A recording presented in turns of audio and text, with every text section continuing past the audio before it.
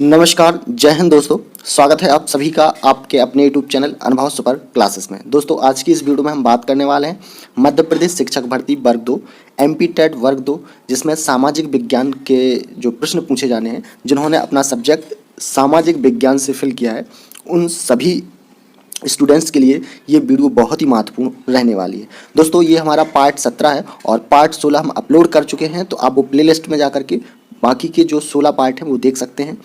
और ये जो आपका एग्ज़ाम है अब 2 मई से होने वाला है। अभी तक एडमिट कार्ड जारी नहीं हुए हैं, लेकिन 1-2 दिन में हो सकते हैं एडमिट कार्ड जारी।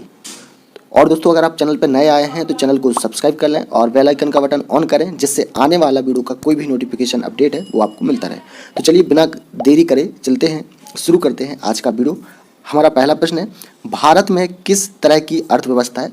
जो दोस्तों ये हमने आज का टॉपिक लिया है वो टॉपिक है भारतीय अर्थव्यवस्था के महत्वपूर्ण पहलू से संबंधित प्रश्न। दोस्तों पहला प्रश्न है कि भारत में किस तरह की अर्थव्यवस्था है? समाजवादी, ऑप्शन बी मिश्रित, ऑप्शन सी गांधीवादी, ऑप्शन डी स्वतंत्र।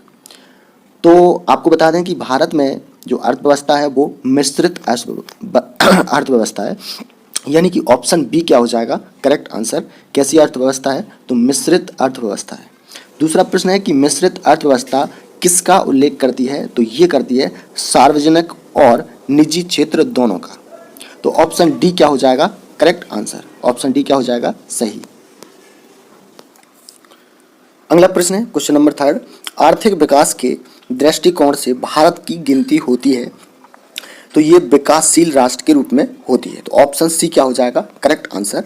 आर्थिक विकास के दृष्टिकोण से भारत की गिनती होती है तो भारत कैसा है? विकासशील राष्ट्र है। तो ऑप्शन सी क्या हो जाएगा करेक्ट आंसर। भारतीय अर्थव्यवस्था का कौन सा क्षेत्र सकल राष्ट्रीय उत्पाद में सबसे अधिक योगदान करता है? तो ये करता है तृतीयक क्षेत्र, यानी तृतीयक क्षेत्र। ऑप्शन सी क्या हो जाएगा करेक्ट आंसर। नेक्स्ट क्वेश्चन है, बंद अर्थव्यवस्था वह अर्थव्यवस्था है जिसमें ना तो निर्यात होता है ना ही आयात। तो ऑप्शन डी क्या हो जाएगा करेक्ट आंसर। बंद अर्थव्यवस्था वह अर्थव्यवस्था है जिसमें ना तो निर्यात ना ही आयात होता है।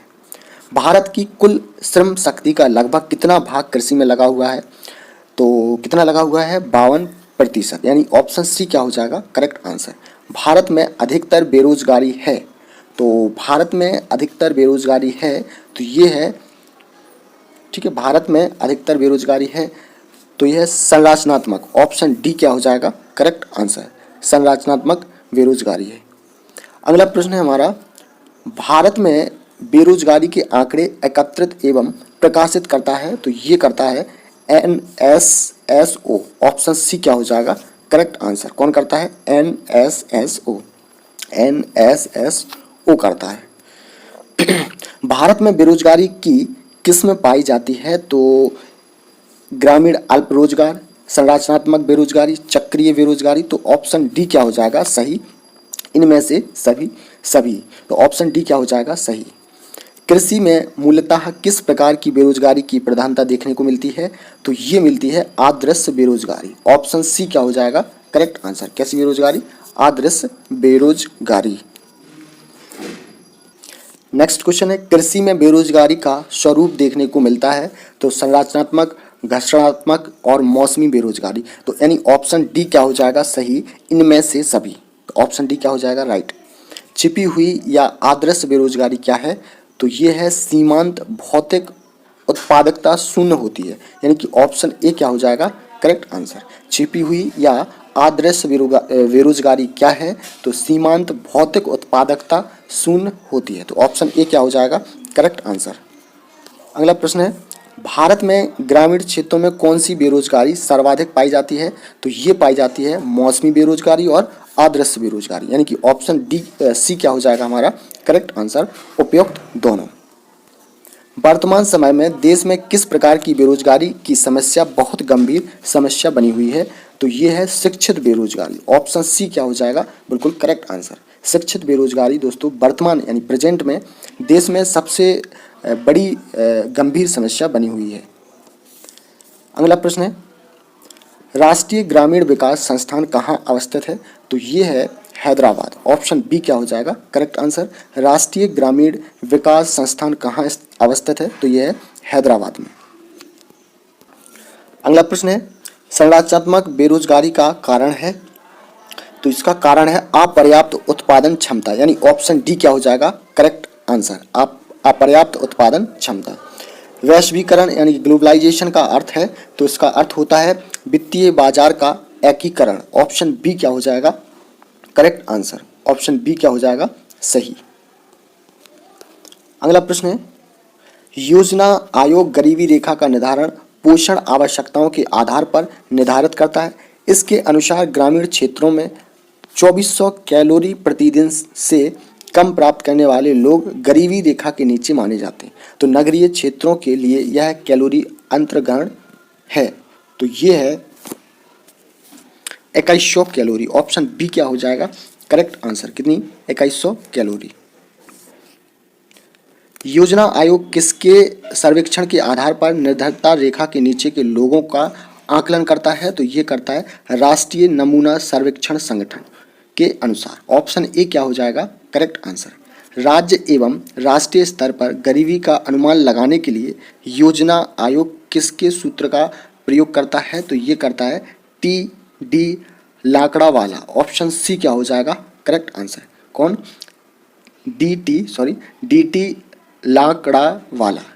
लाकड़ावाला के सूत्र का प्रयोग करता है। चलिए अगला प्रश्न हमारा अंत्योदय कार्यक्रम का उद्देश्य था, तो इसका उद्देश्य था गरीबों में सबसे अधिक गरीब की मदद करना। ऑप्शन डी क्या हो जाएगा करेक्ट आंसर। क्या उद्देश्य था गरीबों में सबसे अधिक गरीब की मदद करना। नेक्स्ट क्वेश्चन है कुटीर ज्योति योजना संबंधित है, तो ये है ग्रामीण क्षेत्रों में गरीबी रेखा से नीचे जीवन यापन करने वाले परिवारों को विद्युत की सुविधा उपलब्ध कराने से। तो ऑप्शन सी क्या हो जाएगा बिल्कुल करेक्ट आंसर।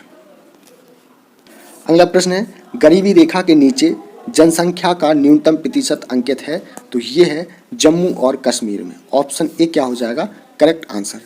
निम्नलिखित में से किस राज्य को अत्यधिक कुपोषण के कारण भारत का इथोपिया कहा जाता है, तो ये कहा जाता है मध्य प्रदेश को। ऑप्शन बी क्या हो जाएगा करेक्ट आंसर। और ये प्रश्न पूछा भी जा सकता है क्योंकि ये मध्य प्रदेश से रिलेटेड है और महत्वपूर्ण प्रश्न है। ठीक है, भारत का इथोपिया किसे कहा जाता है, तो मध्य प्रदेश को कहा जाता है। अगला प्रश्न है कथन ए मध्य प्रदेश के भारत का इथोपिया कहा जाता है, कारण है उसके प्रमुख लक्षण अत्यधिक बाल मृत्यु दर एवं कुपोषण हैं।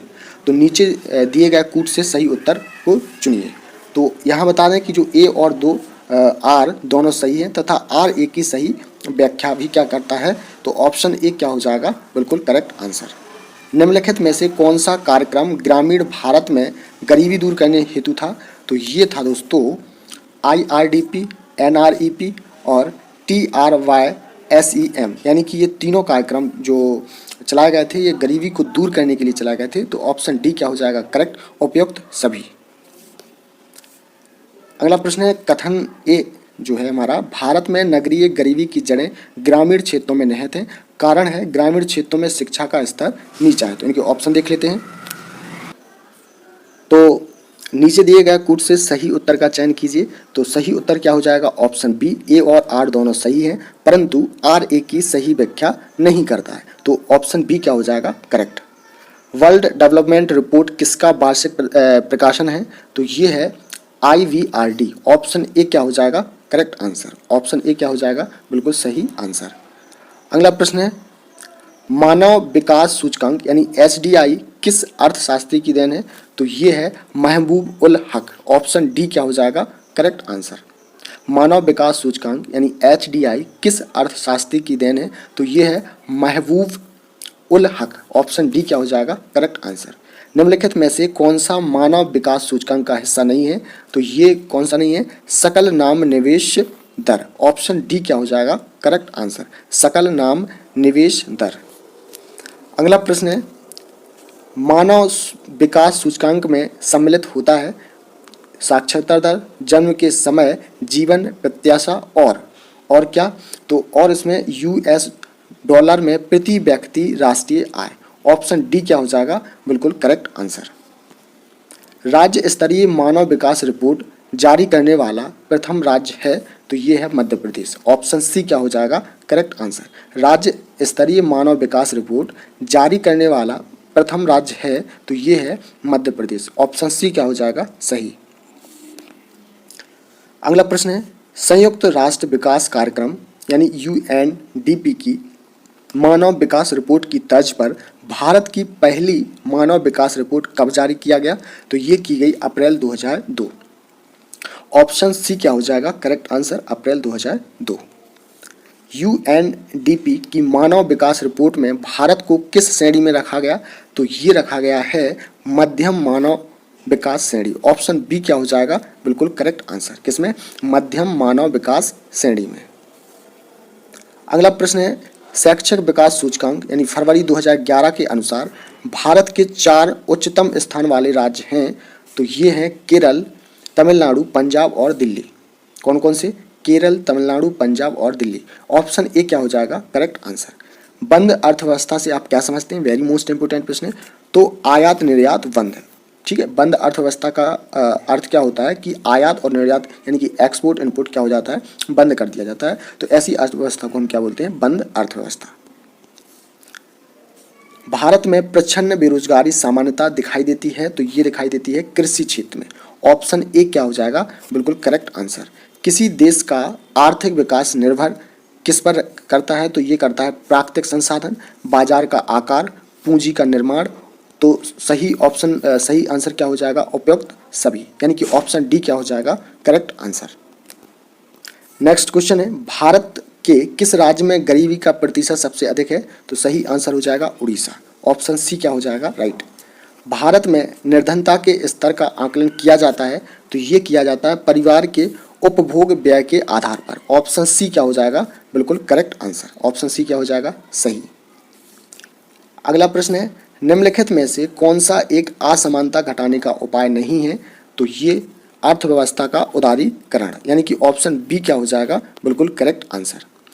यह सत्य होगा कि भारत को परिभाषित किया जाए तो एक श्रम अधिवक्य वाली अर्थव्यवस्था के रूप में। ऑप्शन बी क्या हो जाएगा बिल्कुल करेक्ट आंसर। यह सत्य होगा कि भारत को परिभाषित किया जाए एक श्रम अधिक वाली अर्थव्यवस्था के रूप में। तो ऑप्शन बी क्या हो जाएगा करेक्ट।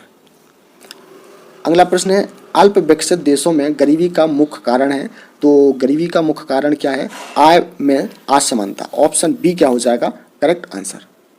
हरित सूचकांक किसके द्वारा विकसित किया गया था तो ये किया गया था संयुक्त राष्ट्र पर्यावरण कार्यक्रम, यानी ऑप्शन बी क्या हो जाएगा बिल्कुल करेक्ट आंसर। दोस्तों वीडियो अच्छा लगे तो वीडियो को आप लोग लाइक ज़रूर करें। आप लोग लाइक नहीं करते हैं। हम आपके लिए इतनी मेहनत से वीडियो बना के लाते हैं और अच्छे से कोशिश रहती है हमारी कि अच्छे से अच्छा कंटेंट आपको प्रोवाइड करें जो आपके एग्ज़ाम के लिए प्रॉफिटेबल लाभदायक हो। चलिए अगला प्रश्न है निम्नलिखित में से किसके द्वारा भ्रष्टाचार से लड़ाई के लिए नागरिकों की मार्गदर्शिका निकाली गई है तो इसका जो सही आंसर हो जाएगा ऑप्शन सी केंद्रीय सतर्कता आयोग। ऑप्शन सी क्या हो जाएगा करेक्ट आंसर। निम्न में से कौन सा मानव विकास सूचकांक में शामिल नहीं है तो क्या नहीं है सामाजिक असमानता। ऑप्शन सी क्या हो जाएगा करेक्ट आंसर। ऑप्शन सी बिल्कुल सही आंसर हो जाएगा। भारतीय अर्थव्यवस्था के उदारीकरण का अग्रदूत किसको कहा जाता है वेरी मोस्ट इंपोर्टेंट प्रश्न है। तो ये कहा जाता है doctor Manmohan Singh. Option B क्या हो जाएगा करेक्ट आंसर। भारतीय अर्थव्यवस्था के उदारीकरण का अग्रदूत डॉक्टर मनमोहन सिंह जी को कहा जाता है। अगला प्रश्न है मानव विकास सूचकांक किसने बनाया था तो ये बनाया था UNDP। ऑप्शन डी क्या हो जाएगा करेक्ट आंसर। मानव विकास सूचकांक किसने बनाया था तो UNDP के द्वारा बनाया गया था। तेंदुलकर समिति ने भारत में गरीबी रेखा के नीचे की जनसंख्या का प्रतिशत कितना आंकलित किया है तो ये किया है 37.2%। कितना 37.2%। दोस्तों आज का हमारा लास्ट प्रश्न है, ठीक है। लास्ट प्रश्न है किसी अर्थव्यवस्था में क्षेत्रों को सार्वजनिक और निजी में किस आधार पर वर्गीकृत किया जाता है तो ये किया जाता है उद्यमों का स्वामित्व, यानी कि ऑप्शन सी क्या हो जाएगा बिल्कुल करेक्ट आंसर। तो दोस्तों आज हमने ये बहुत ही महत्वपूर्ण प्रश्न देखे सामाजिक विज्ञान से संबंधित, जो मध्य प्रदेश शिक्षक भर्ती वर्ग 2 यानी एमपी टेट वर्ग 2 के लिए बहुत ही महत्वपूर्ण प्रश्न है। और ऐसा नहीं है कि सिर्फ मध्य प्रदेश शिक्षक भर्ती वर्ग 2 के लिए ही महत्वपूर्ण हो, और भी जितने एग्जाम होते हैं जिसमें सामान्य विज्ञान पूछा जाता है उन सभी एग्जाम के लिए भी महत्वपूर्ण वीडियो है। तो दोस्तों ऐसे ही वीडियो देखने के लिए अगर अभी तक आपने चैनल को सब्सक्राइब नहीं किया है तो सब्सक्राइब भी कर लें और बेल आइकन का बटन ऑन कर लें, जिससे आने वाला वीडियो का कोई भी नोटिफिकेशन अपडेट है वो आपको मिलता रहे। तो दोस्तों फिर मिलेंगे एक ऐसी ही न्यू वीडियो के साथ, तब तक के लिए नमस्कार, जय हिंद।